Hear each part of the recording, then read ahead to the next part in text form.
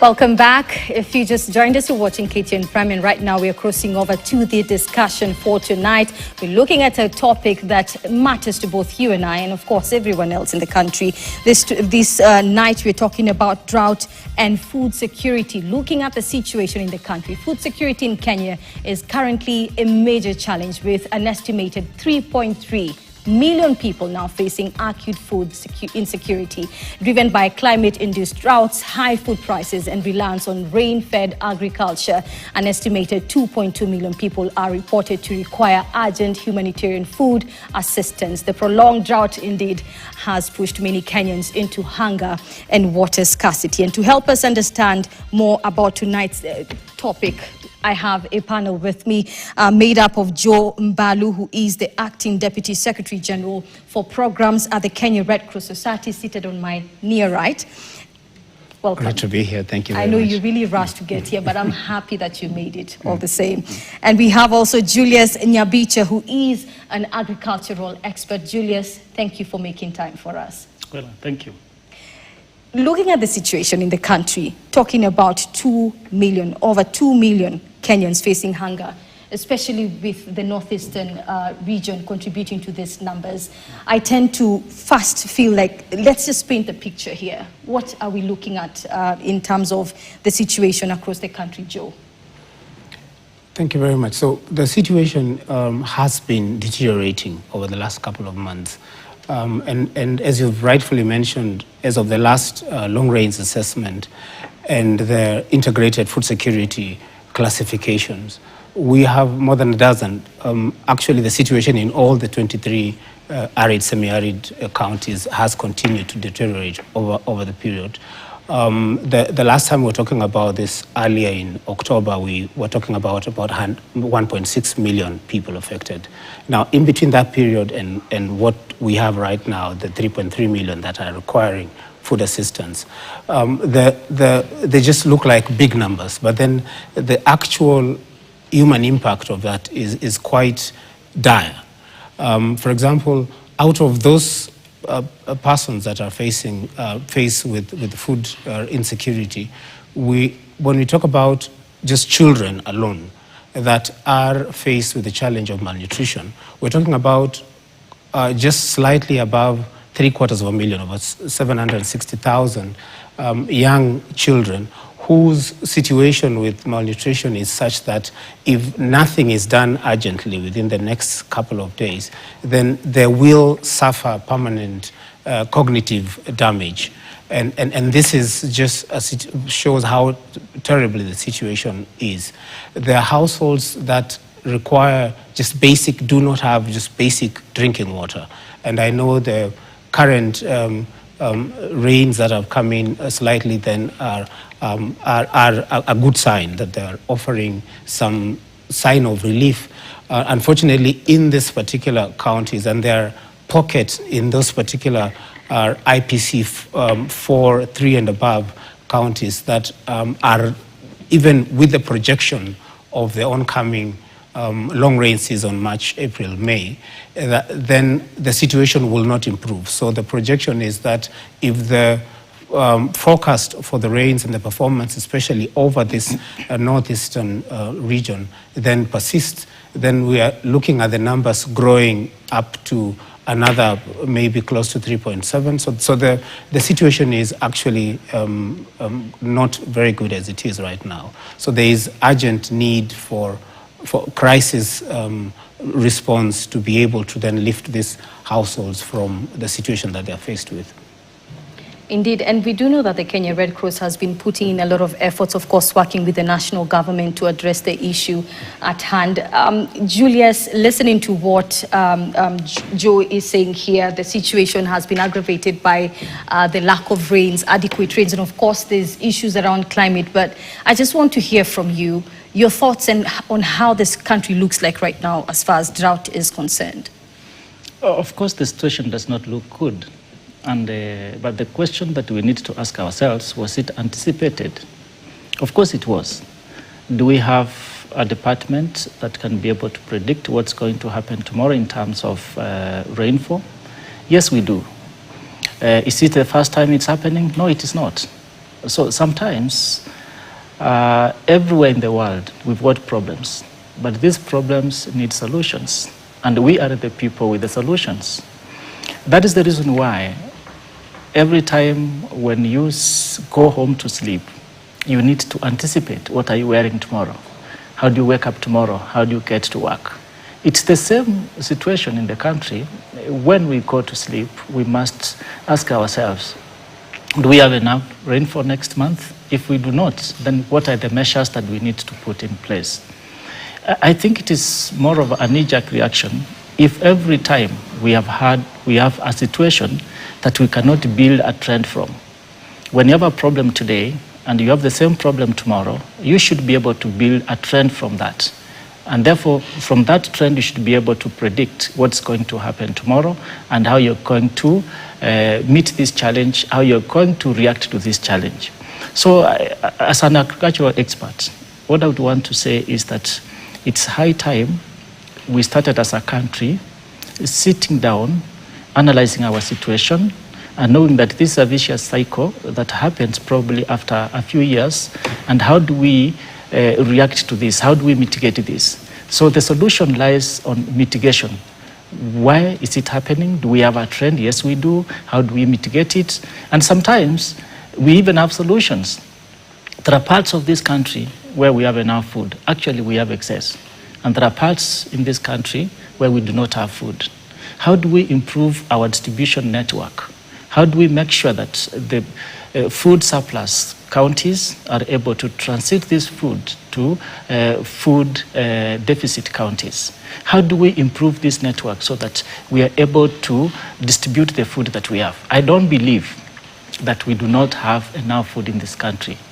I think we could be having a shortage, but not to the extent in which we are witnessing. The problem we have is distribution of this food across the counties in this country. Joe, what do you, I mean, Julia says that it's not an issue of food not being sufficient. Of course, like you say, there might be a shortage, yes, but that doesn't mean that the situation should be the way it is right now. Do you think that is accurate to say? Or there's enough food in the country, Joe? I think would my take of it, and I would want to give a different perspective to this. Yes, the situation shouldn't be as it is, but then I feel like we should also give some credit where it's due. For example, in terms of government policy on food security, in 1965 there was sessional paper number 10, which was government policy back then, that made it a priority that then investment in agriculture and agricultural development in this country was going to be done, investment would be done in those counties that have high potential. And that was government policy for very many years.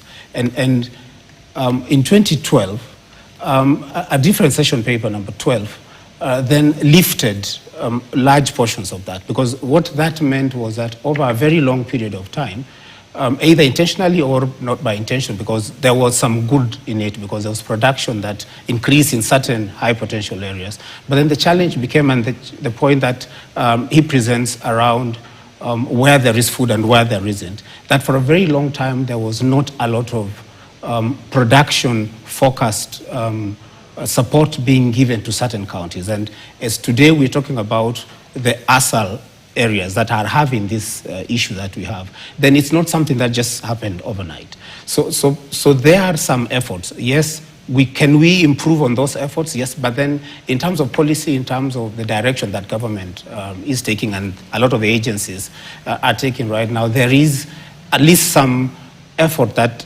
looks like it's going towards the right direction. But in terms of preparedness, Joe, yes, because drought is not something peculiar. It's something that has been recurrent over the years. True. Would you really say that the government shows a sense of preparedness in terms of how it deals with issues around drought and food security? But let's even touch on drought. I am sure government can be able to hold their own brief. But then what I'm speaking from the point... I know the Kenya Red Cross Society from the works point a lot of, from the grassroots level. A humanitarian organization that works auxiliary to government. And what I was trying to bring the point about is in particular areas where we have worked. Like, for example, in this particular drought that we're dealing with, even the numbers could have been worse, and that's the position. The numbers that we're looking at, the avoided catastrophes from the current ongoing drought, we have to give credit where it's due. For example, the strategic water point infrastructure that we've been working on between October and December of this year, the funding for that came from government. We were working with that with government. Earlier in the year, we launched a roadmap for anticipatory action that includes everybody working in the country. And that's for the first time, and we are one of the first African countries to have done that. So we are very proud that we were able to work with government to be able to work on these actions that are referred to that. Yes, there are certain things that we need to do to anticipate and prepare better. So I'm Would not you say the preparedness has improved, or we are still lagging behind? We are improving. We are not yet there, but then, to be very honest, we have improved quite a bit in certain, like those two examples I give you. First, on the policy front of it, and on the efforts that are ongoing so far. So that is our something that is already progress moving on. But then, am I standing here to say that we are 100% perfect and we do not have a problem, and there are people who are suffering currently? Unfortunately, we are not yet there.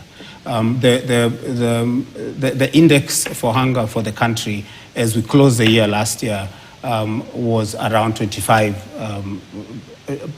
points, which is an average. The best should be anything below 10. So we are clearly 10 points beyond that. We have some initiatives coming from, and we are supporting government and a lot of agencies and even the experts in agriculture to try, and we are signatories to the Sustainable Development Goals. And Sustainable Development Goal 2 is around reducing hunger so that we have zero hunger. So there are some motion that we have seen moving towards that direction. But I'm sure the representatives from government will be able to speak for that. Unfortunately, but where in your we view, sit today, as yes, an organization, the Kenya Red Cross Society, you work closely with government. We do work with government to make sure that some of these efforts reach the grassroots. Looking at how the government is faring on the grassroots level, yes, that's what I want to hear from you. That's what I was saying, that there is a lot of improvement. Progress. We are seeing progress. Going back again to policy, we have seen, for example, and it's taken a lot of time trying to pass the disaster bill. I'm talking about the policy, which is part of what government is working on. And we have seen the most amount of progress that we have seen in a very long time. That now the bill itself, the drafting, the going through the lower house, going through Senate, there is progress moving in that direction. But then when you look at the images that we're seeing on TV, and unfortunately our mandate is to alleviate human suffering, then we still have, unfortunately, to deal with the emergency crisis response issues that we deal with. Our way of going about it as a humanitarian organization is to go about it two-pronged. That even as we deal with the anticipatory activities and what we need to do to make sure that the situation does not recur again, then we also then do not forget that there are people who need that emergency support as we sit currently right here. So that is the part that we support government, and it's by obligation, by how we are created in law, that we have a role to play in supporting government get there. We have a role to play also in getting the larger population to get to also get to empathize with the situation of what their fellow citizens are going through, and be able then to support them. So then we play, those are the roles that we play as a national society. So that is what we are hoping, that by dealing with those in those two processes. And the idea is, if we can be able, as I've just mentioned, with the wash intervention, the strategic water points, the relief that we have been giving in this IPC4 and other counties, the nutrition support programs that we've been supporting the Ministry of Health and others, because the mandate really lies with government. Our role is to support, to facilitate, to make sure that then that people do not suffer in the process. So that those processes need to still continue happening. But as we do that, is there an opportunity for us to reduce the chance of that recurring? So one of those initiatives, for example, we are currently working, even in the middle of this drought, with the livestock genetic center that does improvement of livestock, to make sure, because a lot of the counties that are affected are the pastoralist counties, that even as we support them with offtake, trying to get the animals that are not able to make the drought and use those as food relief, which is a program that we are also working jointly with government, then those that are able to get foddered, we are also supporting with fodder support as part of the response. Can we also then look at moving forward, whether then we can improve those breeds? Joe, there were reports circulating and reports indicating that some of those pastoralist communities, families were forced to sell their cattle at a very low price because their cattle are also dying, as much as they're also faced with water scarcity and food scarcity. What's the situation right now? Is that still happening? That is the reason why now the offtake program then comes in. And the idea of the offtake program is that because the cattle are getting emancipated and the shorts, then we move in and give a price that, and working jointly with government, with Kenya Meat Commission, give a price that is a bit more dignified, more than, a little higher than what the market rates are, because then they cannot be sold off, disposed of commercially for any good value.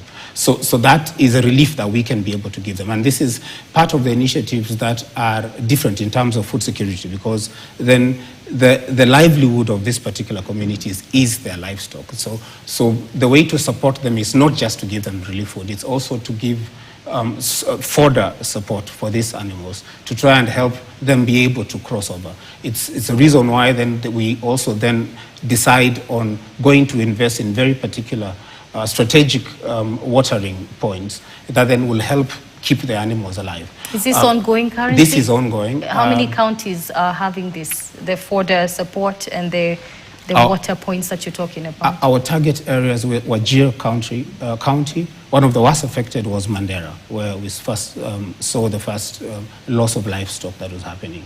Tana River, there's parts of Turkana, Samburu, basically all the counties that are currently at IPC4 and moving forward. When you say IPC4, for the sake of my audience.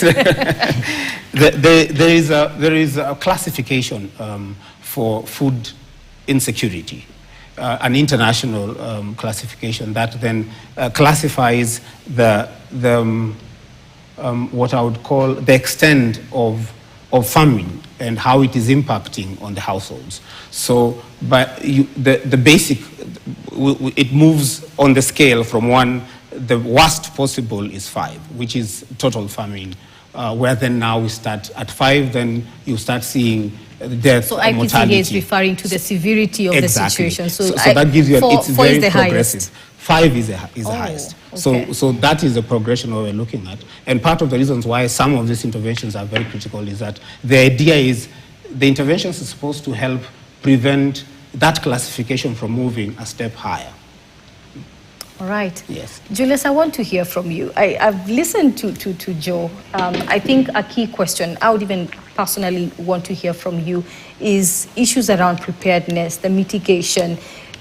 Joe, of course, says there's been a lot of progress as far as he's concerned, looking at the efforts from the grassroots.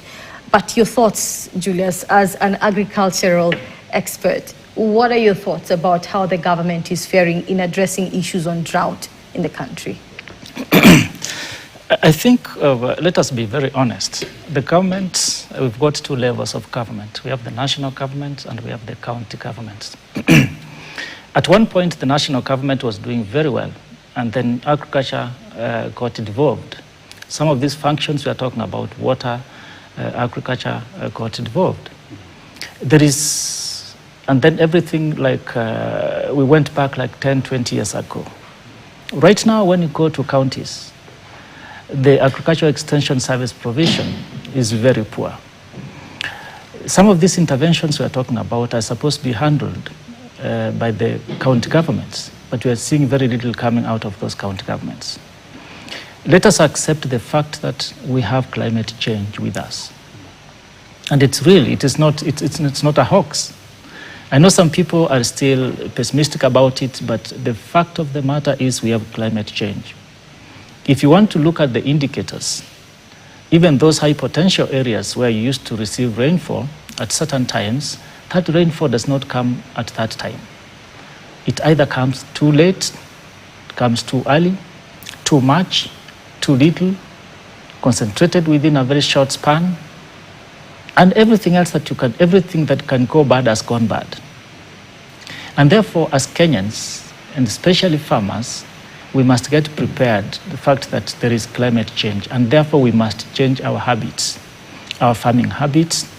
If we are pastoralists, we must change our habits. We must reduce our livestock, especially the areas we are talking about.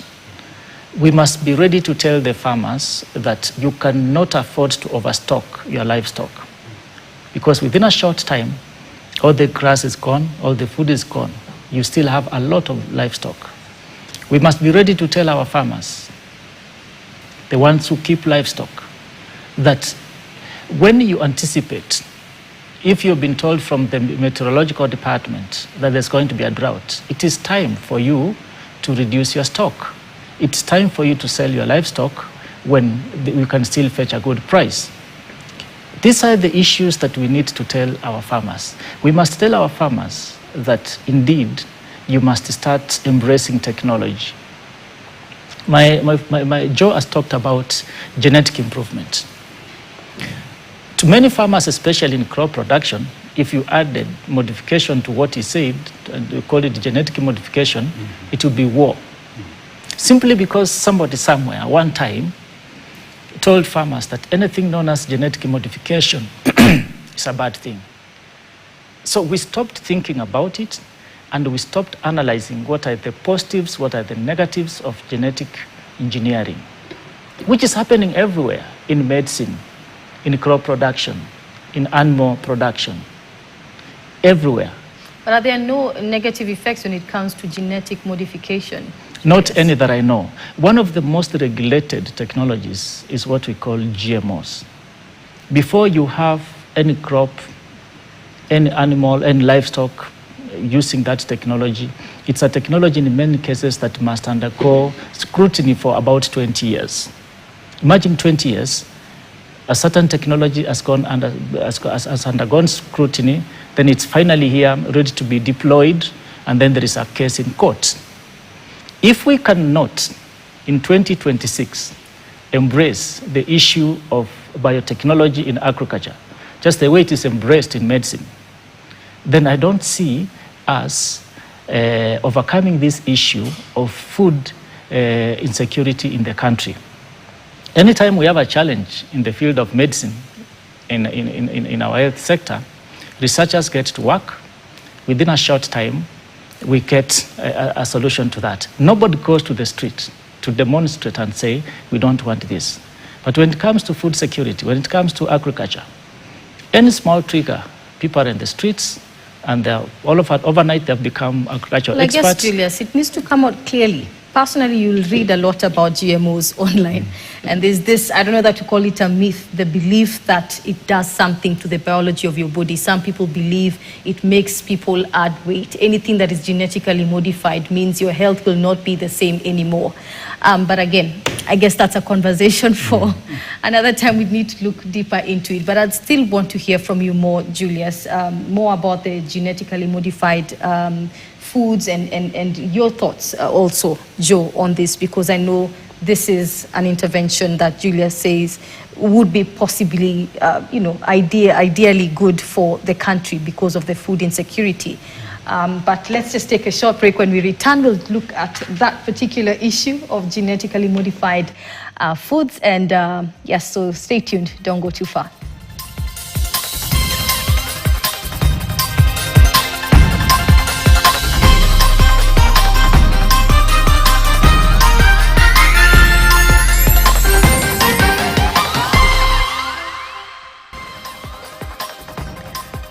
Welcome back. If you just joined us right now, we are talking about the food crisis and drought situation in the country. Of course, before we took a break, we were talking about genetically modified foods. And of course, Julius says that they are safe.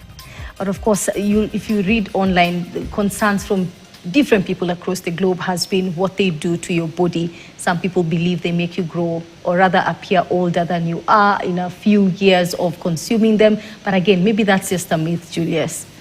Tell us more about it. Those are myths, and treat myths as myths.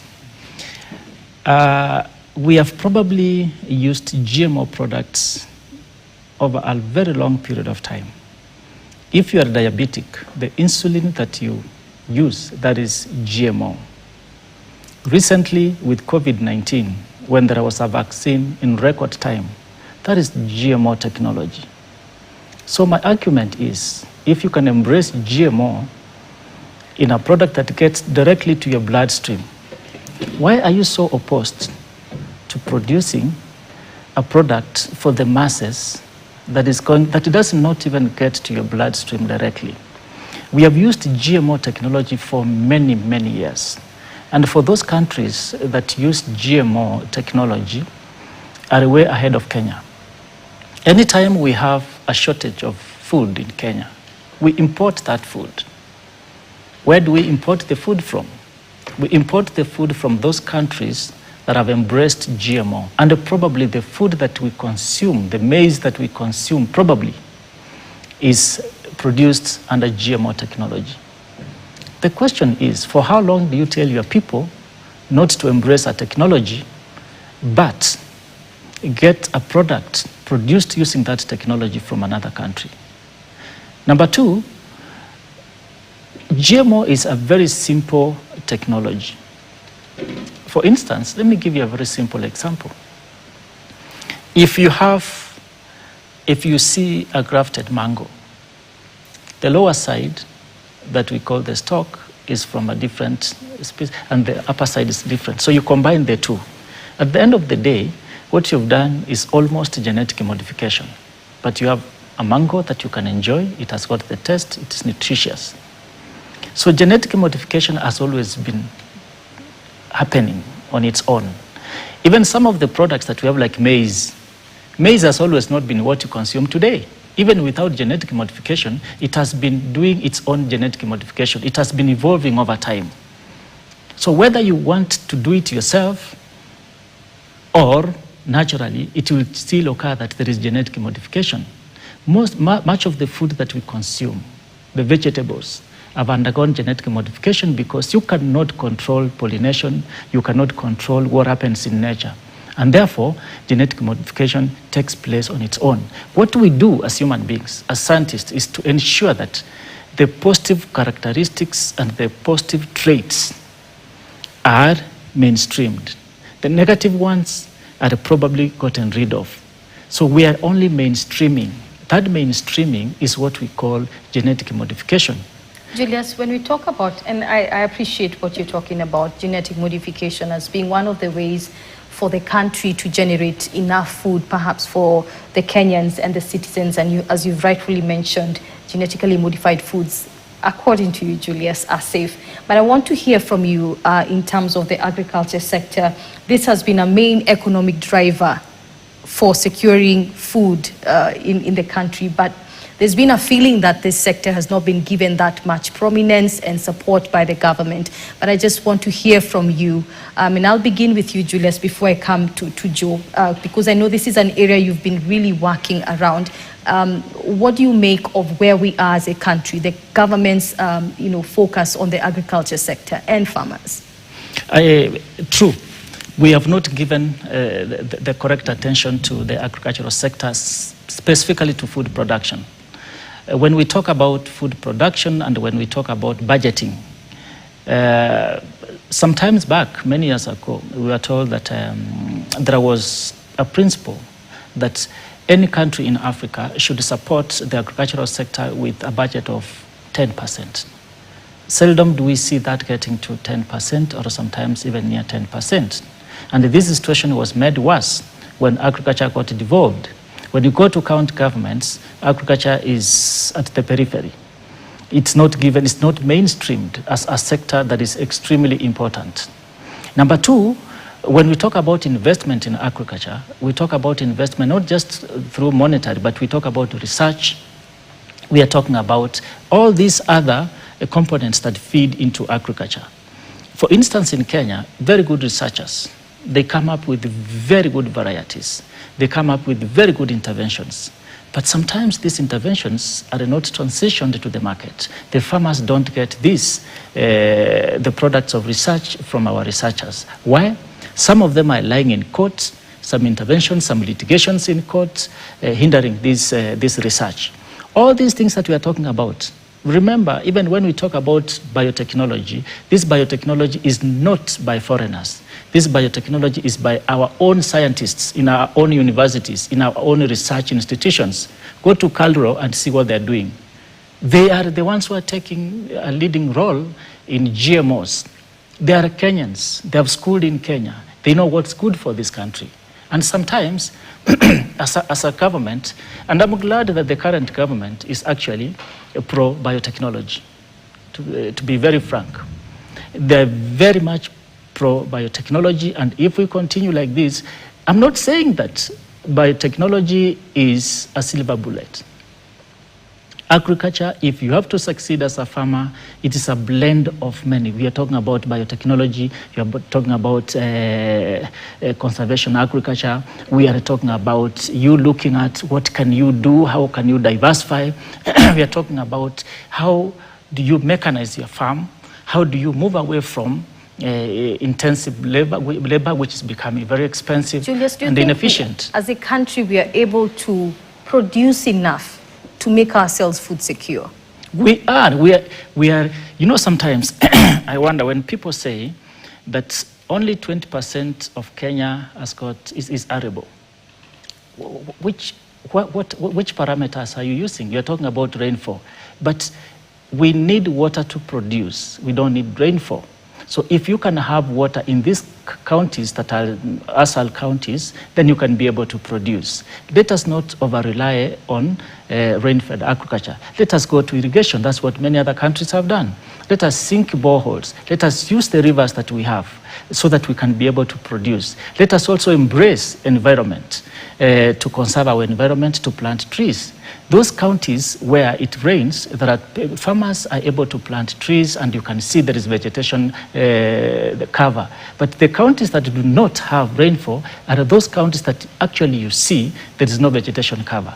But if we can embrace the attitude of having to plant trees, taking care of the environment, diversifying what we do. If we are a livestock keeping county, let us also start seeing what can be grown other than livestock so that we can diversify the ventures that we are undertaking as farmers. Joe, in the 12 counties that are reported to be really affected, hard hit by drought currently in the country, what are the possibilities of these counties being able to carry out agriculture initiatives where they can also become a bit food secure than we are seeing right now? I know there has been, and we've covered those stories as media, where we see some of those very dry areas and there's irrigation, very exemplary, and just a glare of hope for many who are in those areas.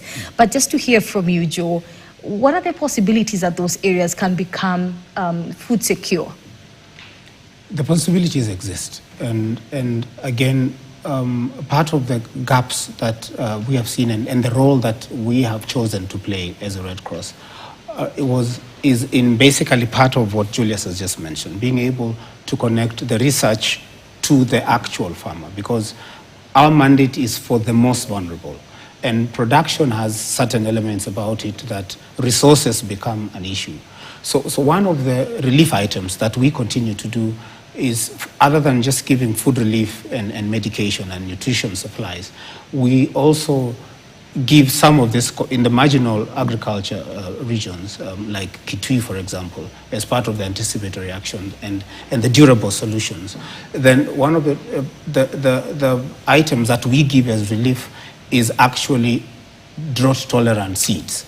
And part of these areas, for example, and we run sort of a pilot interventions a couple of years back, which we call the Ndengu Revolution, in the dry parts of Kitui County, in Meru, in Tharaka Nithi, and it was very successful. So then that shows that there is proof of concept, that when, for example, that what we were doing there was green grams crop, which is a crop that grows very well there.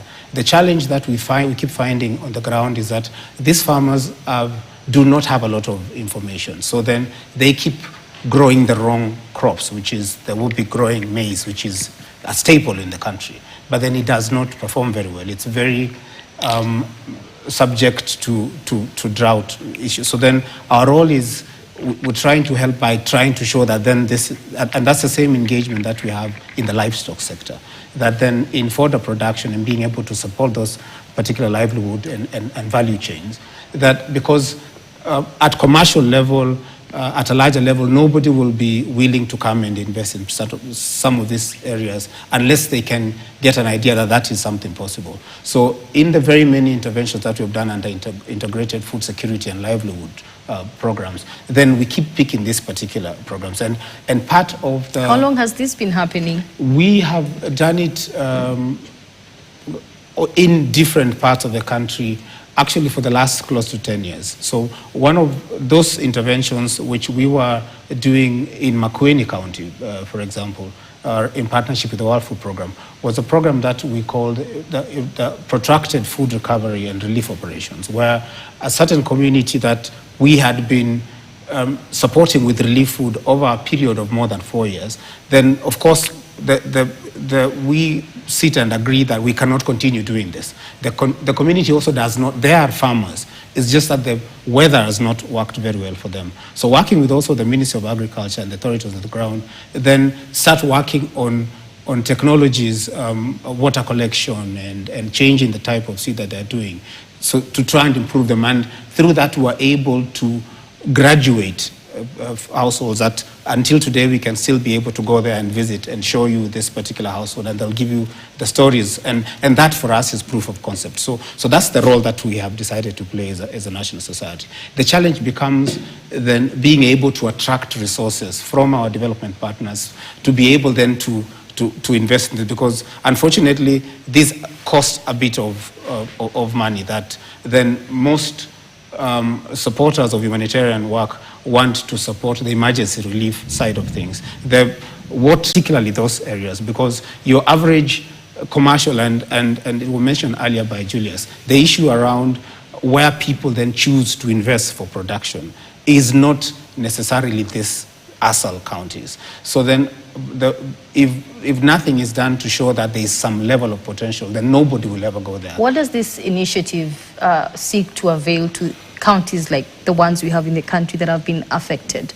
So what the initiative tries to do, and it's working with the cabinet secretaries for agriculture for those 5 countries, and they came together, and the idea was it's trying to find resources and be able to put particular resources on initiatives that are going to be what we call durable solutions. That then the ideas mentioned, opening up lands for irrigation, for micro irrigation, providing livestock development breeds, working on providing families with nutritional diversity, because again, one of the challenges we also have, that's the challenge of food security, and it's a challenge in this country, is that even where the food is available, in most cases based on the practices, because we're very close to our cultures, then we find certain communities that keep having some deficiencies in nutrients, in minerals, because they keep feeding on what it is that they produce. So that's one of the mentality issues that needs to be worked on. One of the other issues around this, which is very critical, is other than just the information about the crop, is again with the complex issue of climate change and the seasonalities and things that are changing, that then we also then need to work, and the meteorological department, we have to give them some credit for this. There is a lot of improvement in the forecasting, and part of what we are supporting them in is being able to spread the information about, for the farmer to be able to invest and plant the right crop and be able to improve their security situation, they need to be aware of how the season is going to behave. Without that particular information, it becomes a bit of agriculture and livestock development, even the issues we're talking about, how big of a herd can I keep until this particular period becomes a trial and error. Standing as a Kenyan, yes, and probably speaking for the many Kenyans who are watching today, yes, drought is not something new in the country. Food security issues are not new in the country. Wonderful initiatives you're talking about there, but is that really what it takes to make a country like Kenya food secure? Is that really what it takes for a country like Kenya to address drought efficiently? Those initiatives are, yes, we have to start from some point.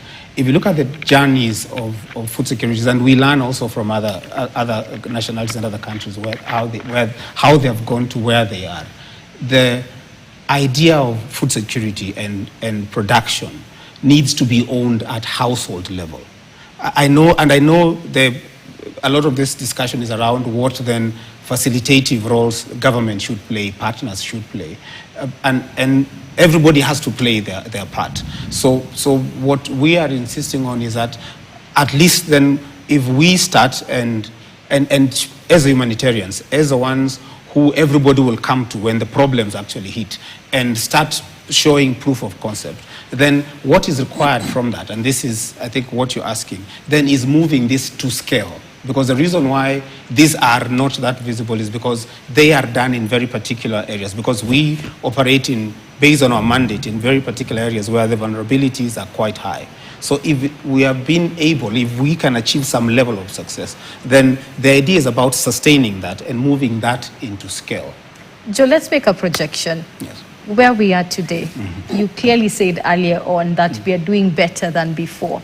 Let's make a projection for about 2 years or 3 years from now. Where do you see Kenya as far as issues on drought and food crisis, food security is concerned?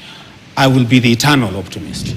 If we put in place, looking at what we have started and the progress that I'm saying that we have, being able to put the anticipatory action roadmap into play, as the commitment has been shown by the agencies around this, then we are going to be in a situation where the number of people, for example, one of the improvements, and it's not a good thing to say, is that in previous years, by the time a drought was getting to this period where we are, part of how we would know we have a problem was there would be deaths being reported. So that for me is an improvement. As a humanitarian with a mandate to save lives, that is a step forward, and we need to celebrate that bit. The current situation right now is, and unfortunately we have lost a few of this livestock. The plan was that, the vision was, can we be able to put certain action in place in good time so that we do not lose any livestock.